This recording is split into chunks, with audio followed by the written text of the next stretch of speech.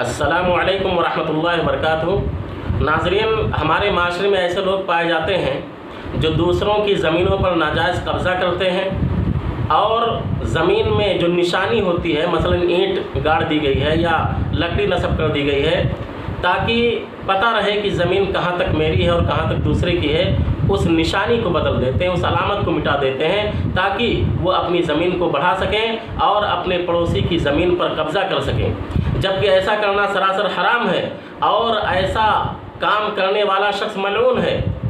کیونکہ حضرت علی رضی اللہ تعالیٰ عنہ کی حدیث ہے مسلم شریف کے اندر، حدیث نمبر 1978 ہے کہ اللہ کے نبی صلی اللہ علیہ وسلم نے فرمایا کہ لعن اللہ من غیر منار الارض، اللہ اس شخص پر لعنت فرمائے جو زمین کی نشانیوں کو بدل دیتا ہے، زمین کی علامتوں کو تبدیل کر دیتا ہے۔ لہذا ایسا کرنا کہ جو نشانی لگی ہوئی ہے اس نشانی کو بدل دینا، اس کو آگے بڑھا دینا، اس کو تبدیل کر دینا، ایسا کرنا حرام ہے اور اللہ کے نبی صلی اللہ علیہ وسلم نے اس سے منع فرمایا ہے۔ یہ گناہ کبیرہ ہے کیونکہ ایسا کرنے والے پر لعنت فرمائی گئی ہے۔ اسی طریقے سے بخاری کے اندر حدیث ہے، حدیث نمبر 2453 ہے، حضرت عائشہ رضی اللہ تعالیٰ عنہ فرماتی ہیں کہ اللہ کے نبی صلی اللہ علیہ وسلم نے فرمایا من ظلم قید شبر من الارض توقہ من 7 ارضین، کہ جس شخص نے بالشت برابر کسی کی زمین ظلماً لے لی تو اللہ رب العالمین کل قیامت کے دن اسے 7 زمینوں کا طوق پہنائے گا۔ تو یہ وعید ہے اس شخص کے لیے جو دوسرے کی زمین کو غصب کر لیتا ہے، ہڑپ کرنا چاہتا ہے۔ ایسا شخص اگر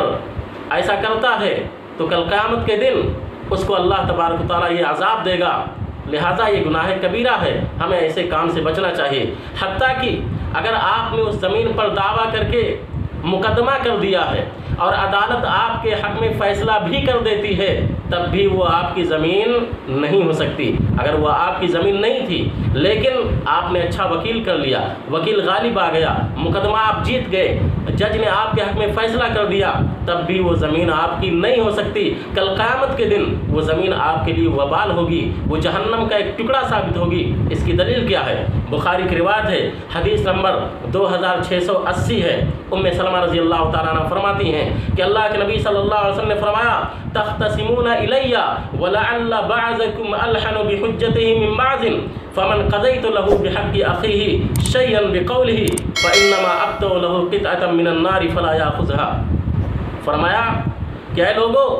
تم لوگ میرے پاس فیصلہ لے کر کے آتے ہو اور ممکن ہے کہ تم میں کا ایک شخص دوسرے شخص سے زیادہ باتونی ہو، چرب زبان ہو اپنی دلیل کو پیش کرنے میں، اپنی حجت کو پیش کرنے میں،